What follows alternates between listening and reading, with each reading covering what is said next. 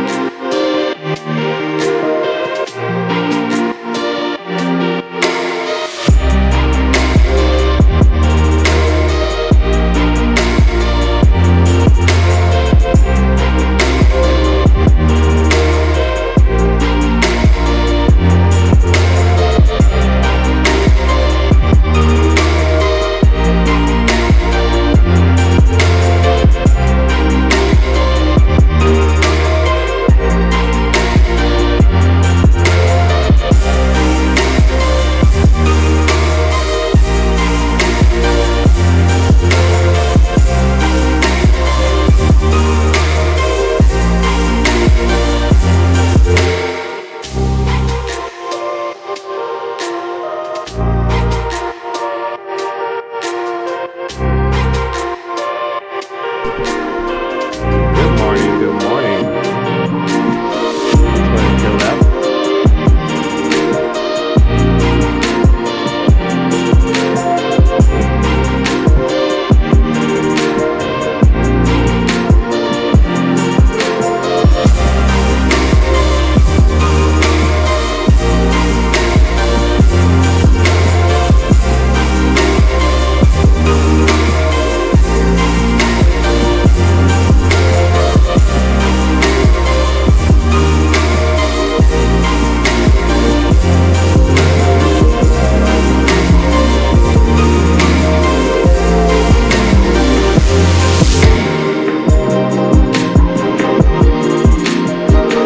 Just a second, everyone. We'll be starting here in a moment. Just checking my channels.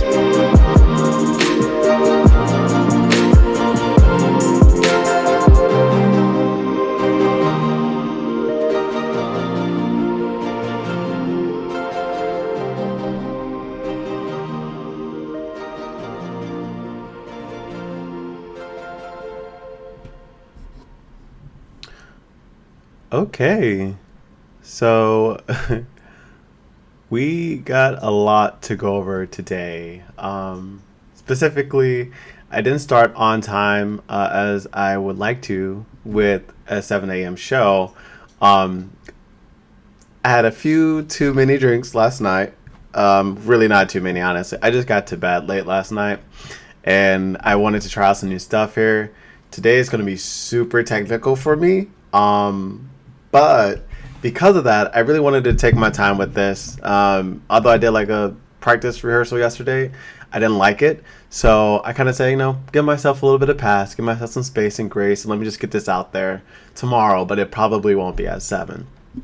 Anywho, hello and welcome everyone. My name is Dion. Let me throw up the lower third for you all. Dion the Sea Lion. I'm so excited to be here for you all for this midday show, this midday live stream. Today we're going to be talking and discussing news around entertainment, public health, local and national events, and what you can do to get involved in your community and mobilize.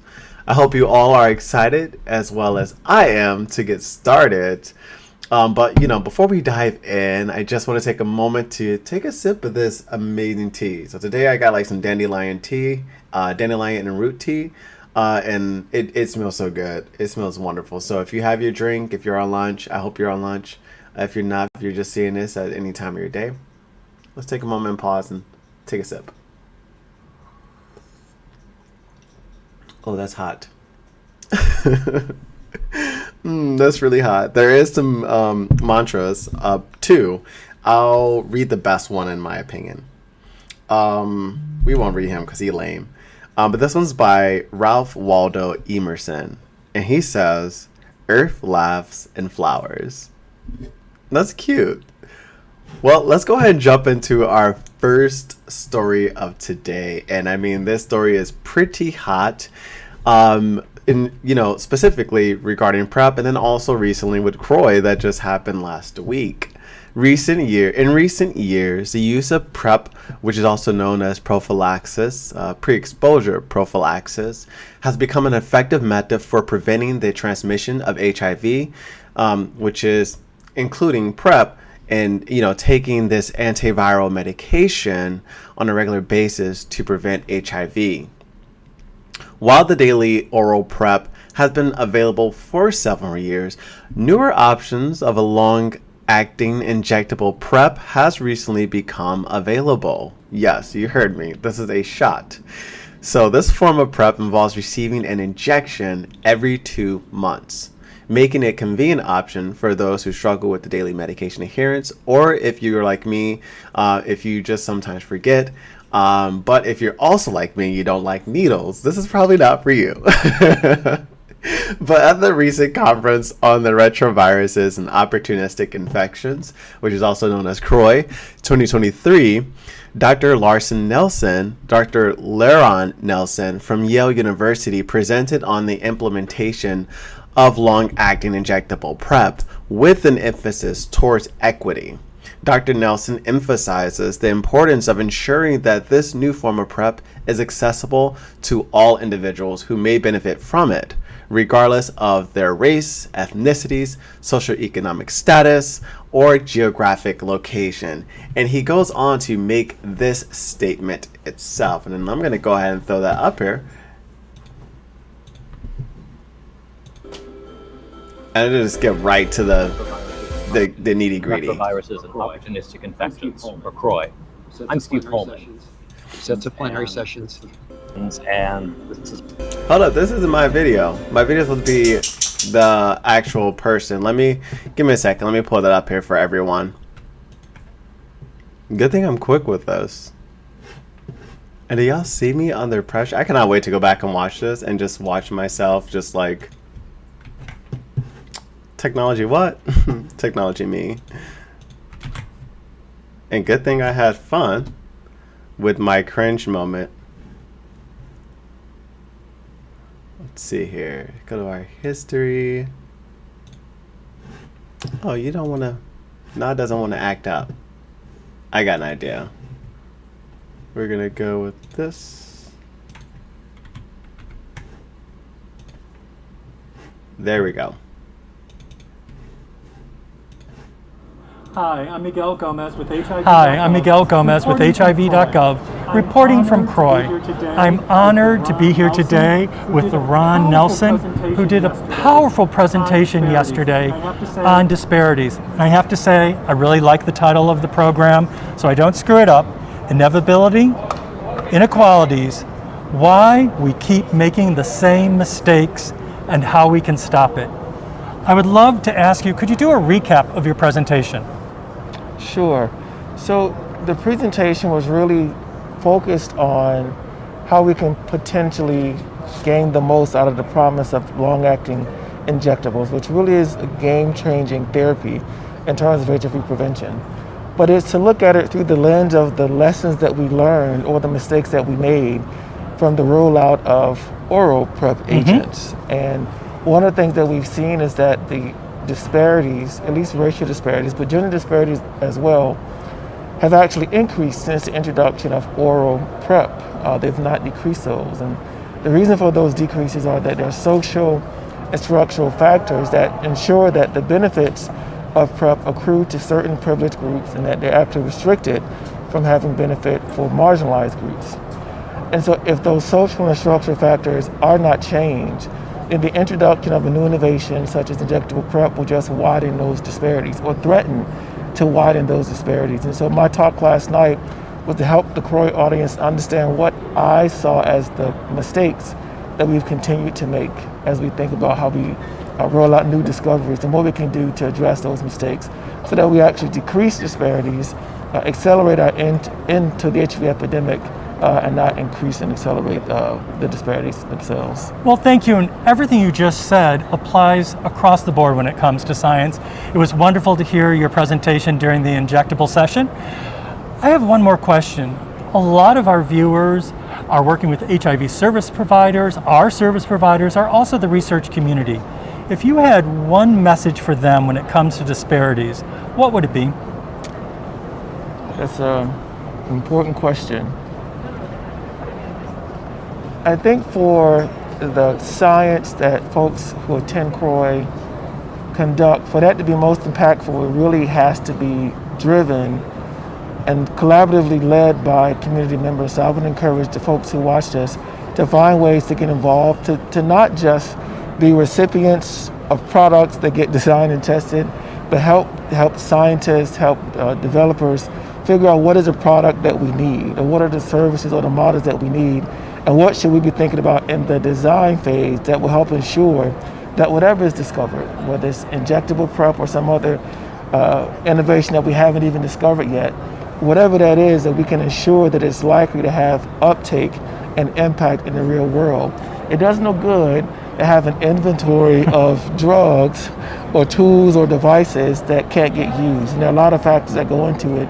And we know that if we don't pay attention to those, what we potentially will see is that these disparities that we're trying to decrease actually widen. And so that cannot happen unless folks in the community, HIV advocates, practitioners are working hand in hand with scientists in all phases of this research. Thank you so much.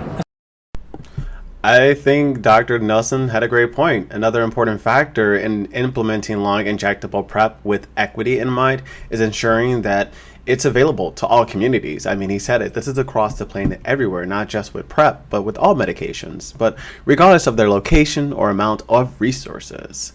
This can involve working with community organizers, community organizations, and healthcare providers to increase awareness and education about long-acting injectable PrEP and its availability, as well as developing partnerships with pharmacies and other healthcare providers to make it more widely available. It may also involve developing outreach programs to reach marginalized populations who may not have access to traditional healthcare services. I mean, Dr. Nelson really emphasized the importance of taking a holistic approach to implementing long-acting injectable PrEP. I mean, and really just a holistic approach with health in mind.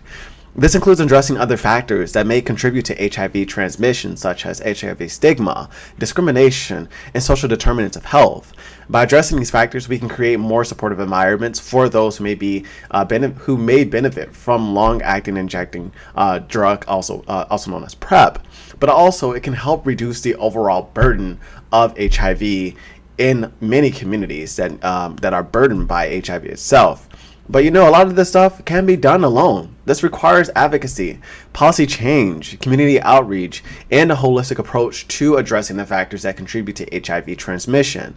I mean, by working together, we can make long-acting injectable PrEP a reality for everyone who needs it and help end the HIV epidemic once and for all. I mean, just one step closer. If you want to learn a little bit more about that video, I'll post the actual feed in the story chat for you to review, and you can go and check it out yourself. But moving on to our next story we have here is the urge to elect your officials to support Health Bill 1286 in the Senate Bill 126. This is a bill that's being supported and pushed by AIDS Foundation of Chicago and Pride Action Tank. This is known as the Gender Inclusive Multiple Occupancy Restroom.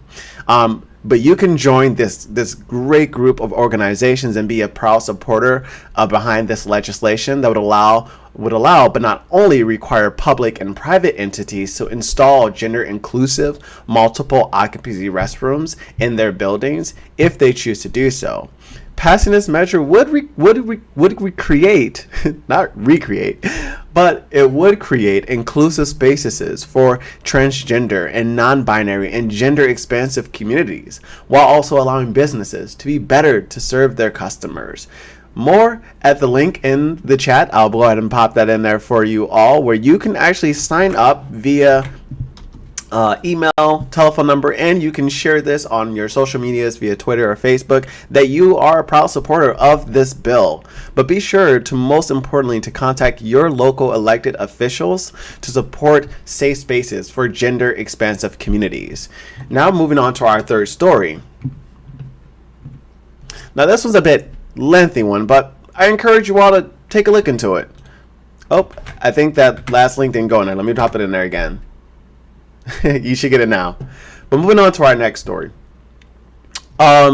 We have here the COVID-19. This is a really deep article. So I'm going to try my best to, I tried my best to summarize this. But the COVID-19 pandemic has been an unprecedented global crisis that continues to affect every aspect of our lives. As we continue to battle the virus itself, and of course the conditions and results that it's producing within the social determinants of health, it's become increasingly clear that we need to take a more holistic approach to healthcare that addresses the underlying social determinants of health.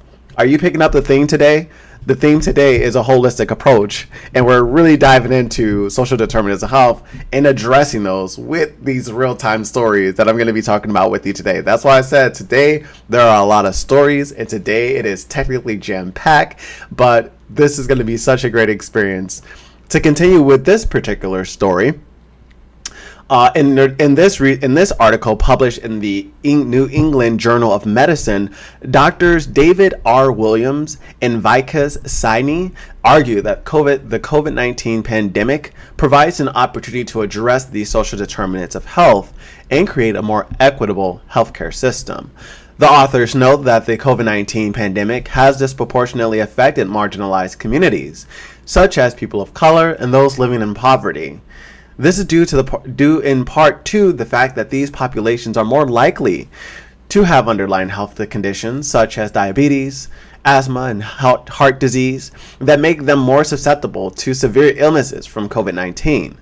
You remember all those headlines about the comorbidities that the Illinois Department of Public Health and probably your local health department was broadcasting and illustrating and really recommending why it's important that you wear a face mask. However, the authors argue that this health inequity is not solely due to the individual health behaviors or genetics, but rather to systemic issues such as racism, poverty, and lack of access to healthcare. To address these underlying social determinants of health, the authors propose several strategies. First, they suggest that healthcare providers should take a more holistic approach to patient care, addressing not just the physical health, but also the social and economic factors that may affect health outcomes. This includes providing social services such as housing and food assistance, as well as addressing issues of discrimination and bias in healthcare. Second, the authors argue that policymakers should address the systemic issues that contribute to health inequities. This include investing in education, job training, and economic development in marginalized communities, as well as addressing issues such as racism, poverty, and discrimination. Finally, the authors emphasize the need for more research in the social determinants of health and how they impact the health outcomes of many individuals. This could include studying the impact of poverty, discrimination, and other systemic issues on health, as well as developing interventions to address these issues. You can learn more in the chat that I'm dropping in the story for you. You can read the direct article. They do have an audio version for you all to check. I would highly recommend it. Also, I am, of course, ragging and rocking my Black Lives Matter hoodie that I got from the BLM down in Springfield. Shout out to the Springfield chapter down there. I love y'all. But moving on to our second story, which is an amazing story and something I think you all should be following too. This is very developing news. The HIVs and AIDS epidemic has been a persistent public health issue in the United States for decades, with marginalized communities often bearing the brunt of the disease impact. In recent years, significant progress has been made in prevention, testing, and treatment efforts. But the fight against HIV/AIDS is far from over. Unfortunately, in recent news out of Tennessee highlights the continued challenges faced in combating this epidemic. Tennessee has long struggled with high rates of HIV transmission, particularly in rural areas of the state. Despite this, the state has announced plans to significantly cut federal funding for HIV/AIDS prevention and treatment efforts. This decision comes as part of the state's budget proposed for the coming year and has raised concern among advocates and public health experts. The proposed budget will reduce funding for the state HIV and AIDS program by nearly 50%, from $5.2 million to $2.7 million. This would significantly impact on prevention and treatment efforts, including access to HIV testing, medication, and support services for those living with HIV. I mean, honestly, this could be the reason why there's so many barriers. This is going to fuel more barriers into this. But the decision to cut funding for HIV/AIDS efforts is particularly concerning given the current state of the epidemic in Tennessee. According to the CDC, Centers for Disease Control and Prevention, the South has the highest rate of new HIV diagnosis in the country, with Tennessee ranking among the top 10 states for HIV transmission rates. Now, if that's not alarming, then I don't know what's going to make you jump out of your chair. HIV/AIDS advocates and public health experts have been quick to condemn the proposed funding cuts. Many argue that such cuts could disproportionately impact marginalized communities, including people of color, low-income individuals, and those living in rural areas.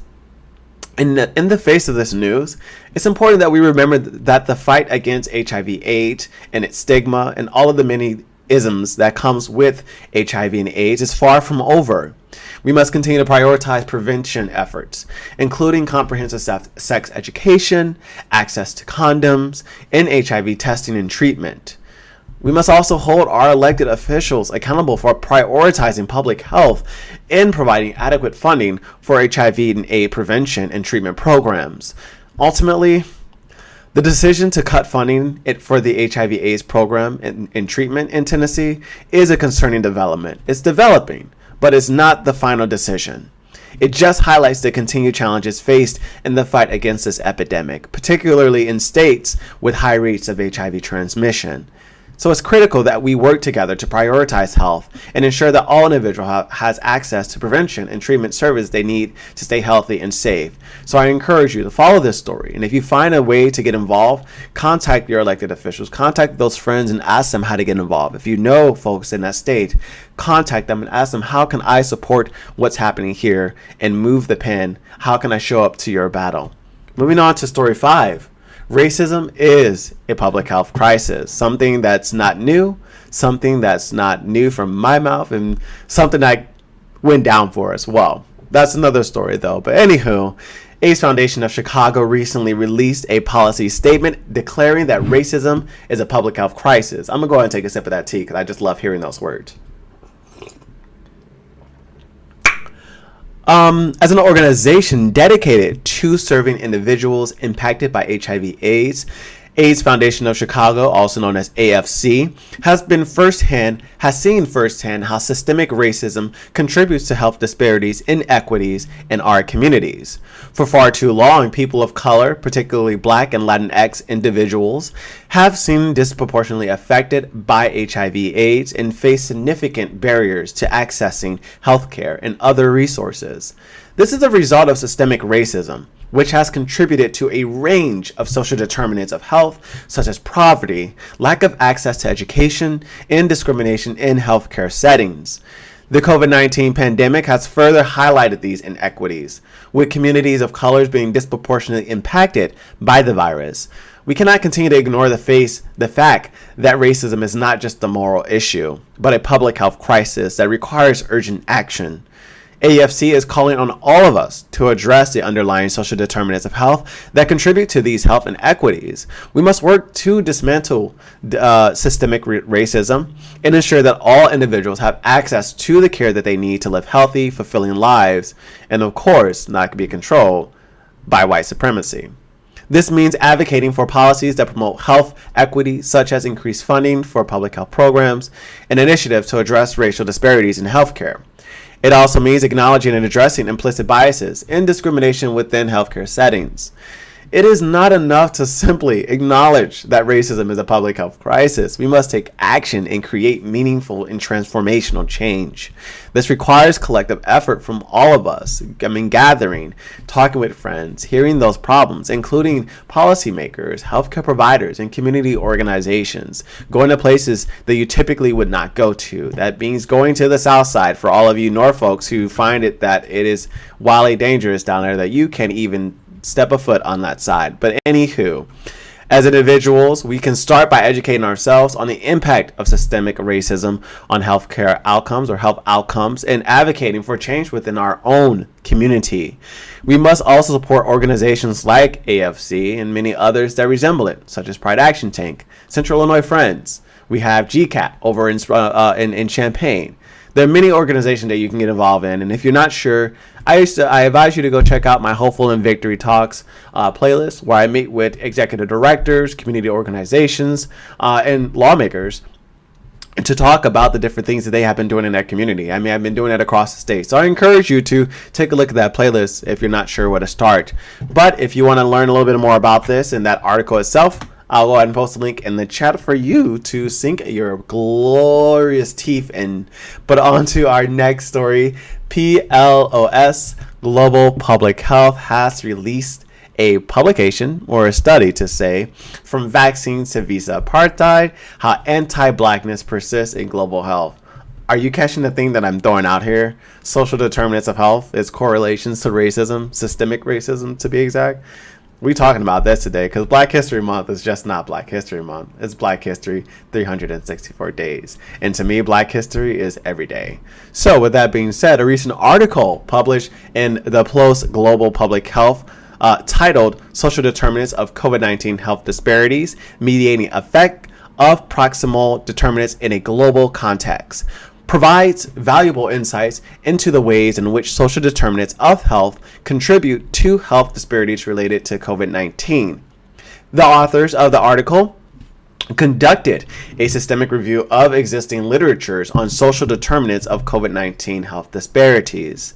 They found that a range of social determinants, including race, ethnicity, income, occupation, and education, were associated with increased risk of COVID-19 infection and worse health outcomes. These social determinants were found to have a mediating effect on more proximal determinants of health, such as access to healthcare and underlying health conditions. One key finding of the study was the importance of addressing the social determinants of health in order to reduce health disparities related to COVID-19. This includes addressing issues such as poverty, discrimination, and lack of access to education and healthcare.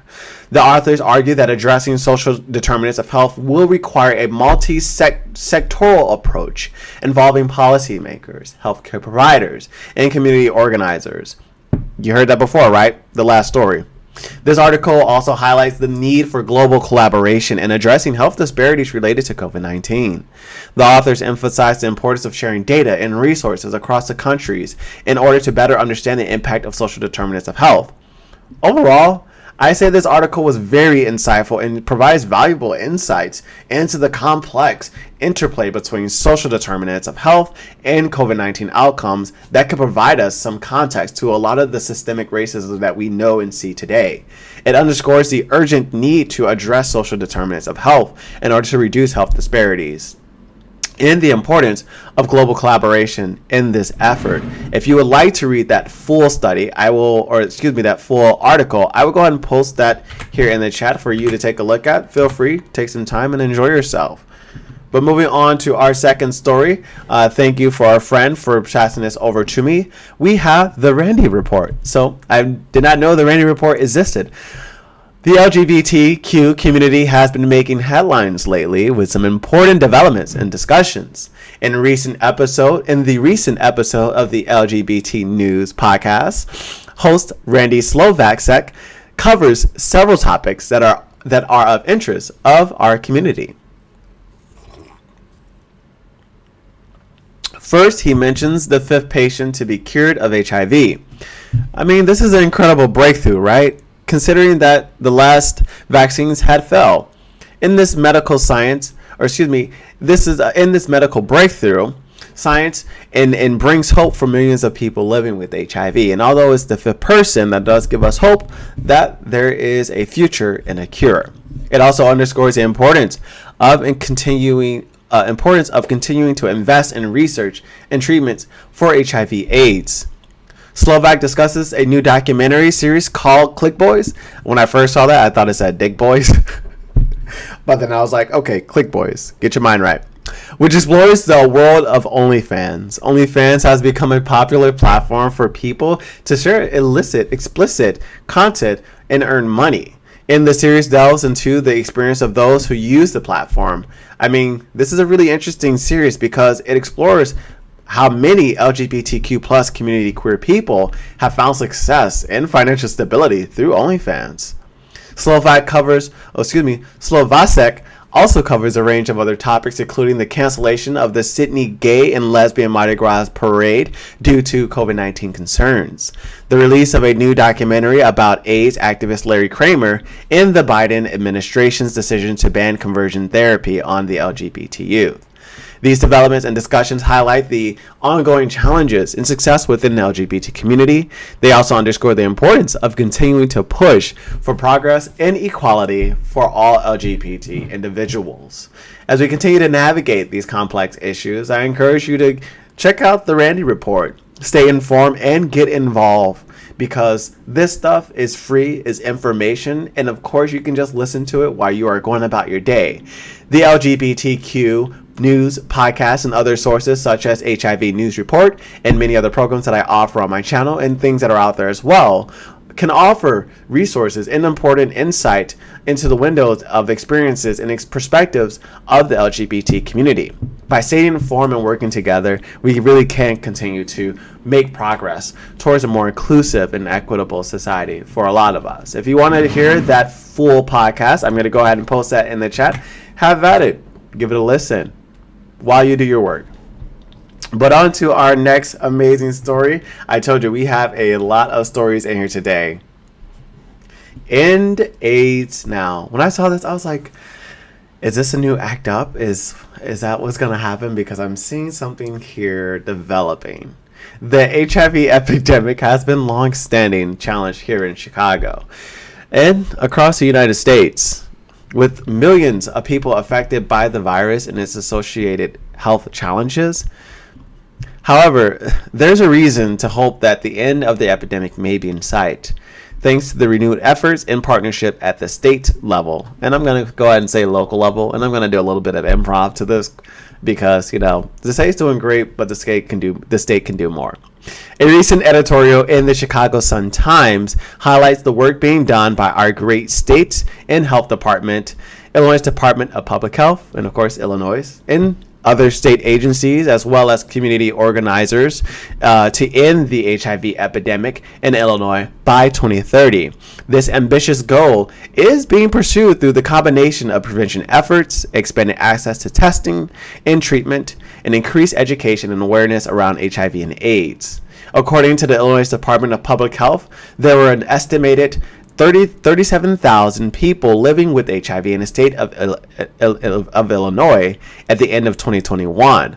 While this number is still high, the good news is that it represents a decline of about 10% from the previous year. Additionally, the number of new HIV diagnoses have been steadily declining over the past several years. The progress being made in Illinois is due to a large part in the state's commitment to ending the epidemic. In 2019, the Illinois Department of Public Health launched the Getting to Zero Illinois campaign, something I'm sure you have seen on my channel, the See You at Zero, the interview I did with Darius Carter down in Champaign Health Department. I encourage you to check that out. And then also the Getting to Zero plan that I did with Chris Wade. So there's multiple videos that you can tap into. But the aim of this campaign is to end the HIV epidemic in the state, in our state, by 2030. And hey, look, we got about 7 more years. The campaign focuses on 3 key strategies: expanding access to HIV testing, increasing access to treatment and prevention services, and addressing disparities in HIV prevention and care. One of the main ways the campaign is expanding access to HIV prevention is through the use of PrEP, a daily medication that can significantly reduce the risk of HIV transmission. IDPH also is working to increase awareness of PrEP and to make it more accessible to those who need it. This includes providing education and training to healthcare providers and expanding access to PrEP through Medicaid and other insurance programs. The Getting to Zero Illinois campaign has also focused on addressing disparities in HIV prevention and care. This includes working to reduce stigma around HIV and providing culturally competent care to populations in rural areas, by the way, that are disproportionately affected by the epidemic, such as Black and Latino communities. Now, as we know, Black and Latinx people do not just reside in metropolitan and urban areas. We are everywhere. So if you want to read a little bit more on this article, it is blocked by a paywall. So if you have a subscription, by all means, have at it. If you do not, I'm so sorry. But on to our next story. I had to. The Green Deal. The effects of climate change are becoming more apparent every day. I mean, heck, just the other day, I was just talking to my mom about, hey, there are going to be places in the United States that are basically going to be inhabitable. And a lot of those places are going to be places where Black and Latinx folks are at, people of color are at. And if we don't start making changes now for us to have power and resources and knowledge to really prevent some of those things, then I guess we're going to see a very devastating future. Let me just say that. But this story gives me hope, and I hope it gives you hope too. The effects of climate change are becoming more apparent every year, with rising temperatures, an extreme weather event, and other environmental challenges impacting communities around the world. In response, many organizations and activists are calling for a Green New Deal, a comprehensive plan to address climate change through sustainable and equitable policies and investments. One community that embraced the Green New Deal in Greenville, a city in the United States that has long struggled with the effects of climate change. But rather than simply accepting their fate, residents of Greenville decided to take action and work towards a more sustainable future. The Green New Deal proposed in Greenville called for a massive investment in renewable energy, sustainable agriculture, and green infrastructure. The goal was not only to reduce carbon emissions and combat climate change, but also to create new jobs and build a more resilient community and improve the quality of life for residents. To make this vision a reality, local organizations and businesses and government officials all came together to support the Green New Deal. They launched a new training programs for workers in renewable energy and agriculture, installed solar panels on homes and businesses, and invested in public transportation and bike lanes. They've also launched a campaign to educate residents about the importance of reducing waste and conserving resources. As a result of these efforts, Greenville has seen significant progress towards a more sustainable future. Locally grown food and renewable energy now power homes and businesses, and the air and water quality has changed and improved.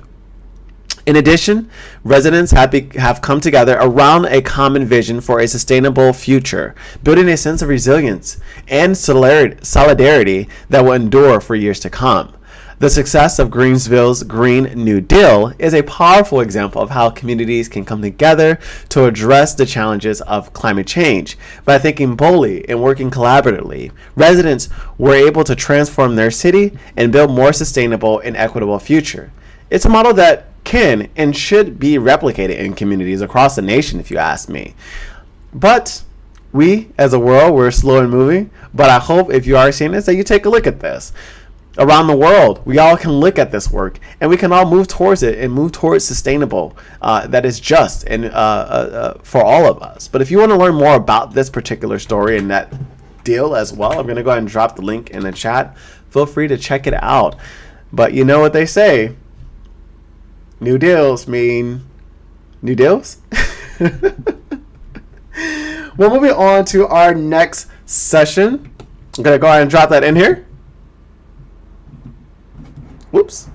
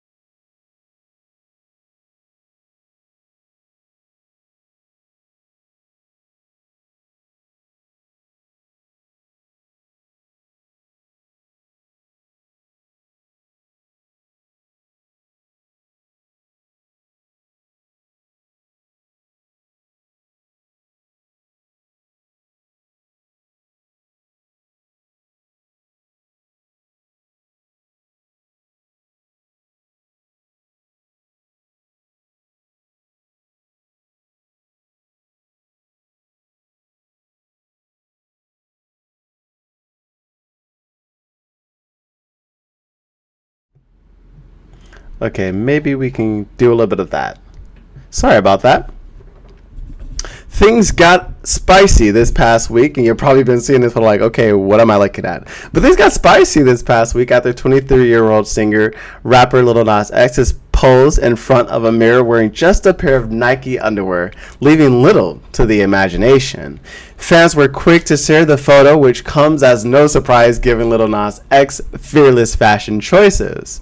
This thirst trap was meant for somebody. I don't think it was meant for us. Y'all tell me. I don't think it was. But, you know what? I doubt it. But we enjoy it. But we're glad to be a part of the thirsting this season. Lil Nas X, keep the girls informed, please.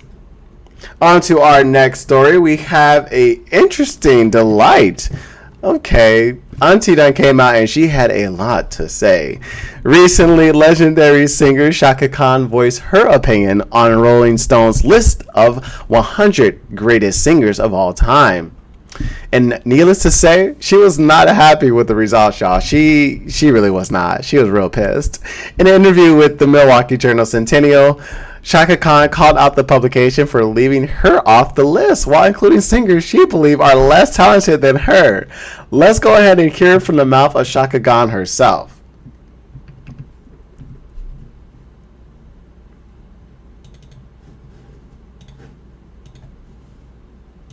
On the Breakfast Club. Now I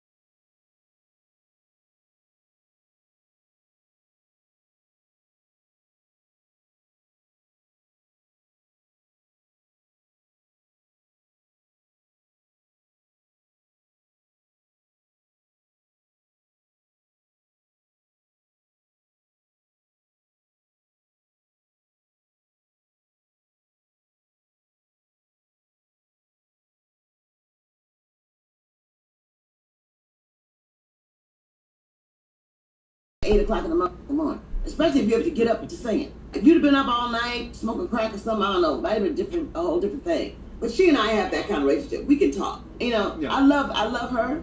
She loves me. We don't have a problem. God bless the OGs, man. Dropping a cool bomb for Chaka Khan.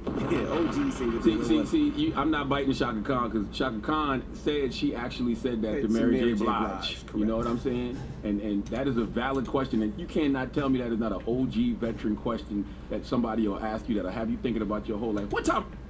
So I just gotta say, Chaka Khan, she is an OG. Auntie can say exactly what she wants because she done did her thing. You know, she done been around the world, and you know, like she said, she felt like she should have been on this. But Chaka Khan, I mean, she's won 10 Grammy Awards and has been inducted into the Rock and Roll Hall of Fame. And although she expressed her disappointment with the list, stating, I am insulted when they leave me out of things that I deserve to be in. But it's kind of funny when I look at some of the people on that list and I'm not on it. While Rolling Stone's list has sparked controversy in the past, it seems that Chaka Khan's criticism highlights a larger issue within the music industry: the undervaluing and underrepresentation of black female artists. Hopefully, Chaka Khan's comment will prompt more conversations about the importance of recognizing and celebrating the contributions of black women, especially in Women's Month, but particularly in music. But moving on to our second story here, let me go ahead and get that pulled up for us. Hey, okay, hello. I told you guys, things have gotten pretty technical. So, hey, second shot, hey everyone. But this is our Sending Our Angels Back Home snippet. And I just want to go ahead and throw this one up here. It is with a heavy heart that we come together to remember the lives of our trans and queer brothers and sisters.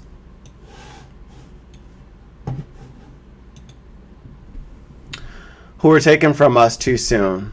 The violence against the transgender community continues to reach alarming levels, with more than 40 transgender people being killed in the United States in 2021 alone. Each of these individuals was unique, with their own dreams, aspirations, and talents, but they all shared a common experience of being marginalized and discriminated against because of their gender identity. Today, we take a moment to honor their memory and to recommit ourselves to fight for equality and justice for all members of the LGBTQ plus community. Kashay B. Henderson, a black transgender woman who was tragically killed in Chicago, she was described by her friends and family as a bubbly spirit who had a passion for dancing and making people smile. Kashay's life was taken just at the age of 25, a young age that had so much potential and opportunity for her. Her death is a reminder of the ongoing violence and discrimination that transgender people, especially black transgender women, face in our society. According to the Human Rights Campaign, Kashay's death is the third known homicide of a transgender person in the United States of 2023. This is a heartbreaking statistic. It highlights the urgent need for continued advocacy and support for the transgender community. The Human Rights Campaign and All Alike calls on elected officials, law enforcement, and all members of society to take action to end the violence and discrimination faced by transgender people. As allies and advocates, it is our responsibility to amplify the voices of transgender people and demand justice for those whose lives have been lost. We must honor Kashay's memory and the memories of all transgender people who have been taken from us too soon by working towards a world where everyone is able to live live their lives authentically and without fear of violence or discrimination. Let us remember Kashay B. Henderson in her work towards a future where no one is forced to live in fear for simply being who they are. Right, let's take a moment of silence.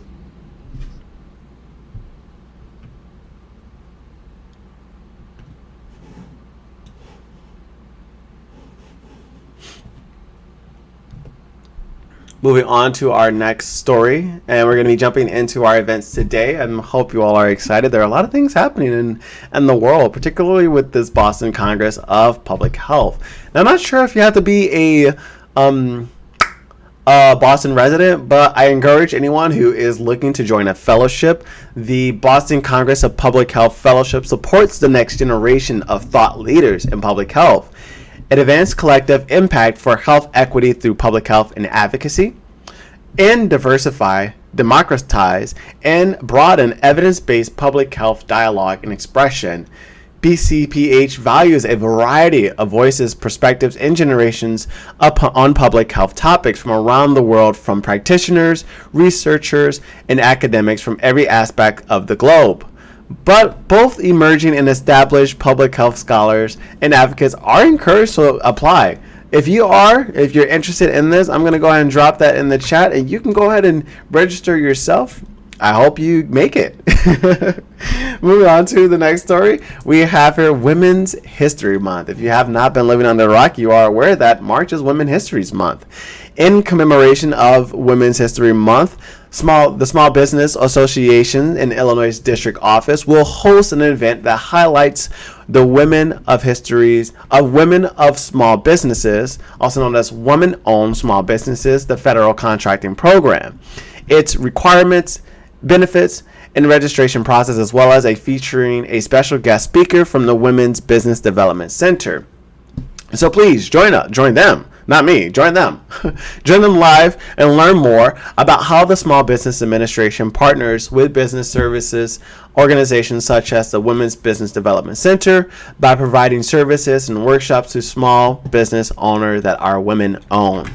And if you want to just go there to have the information, the link is in the chat for you to sink your teeth into. I'm going to go ahead and move on to our next story, and this one's a really awesome story. This is happening actually right now. So if you are not watching that, I encourage you to skip this and go right to it. But last but not least, the Alliance Care 360 is presenting a panel of Black LGBT community leaders as well as public health experts to forthrightly address vaccine hesitancy and answer questions in this forum. This is join this live stream for insightful session and ask questions and make comments. Catch this live stream on the page of the Chicago Black Gay Men's Caucus. I'll go ahead and drop the link in the chat. Like I said, if you want to go check it out, run over there, girl. Just run. But that was our last story of the day. I'm just going to go ahead and just really thank everyone for everything that you've done, everything that you have presented to us. Whoops. I think I disappeared. Let me go back, get my camera on.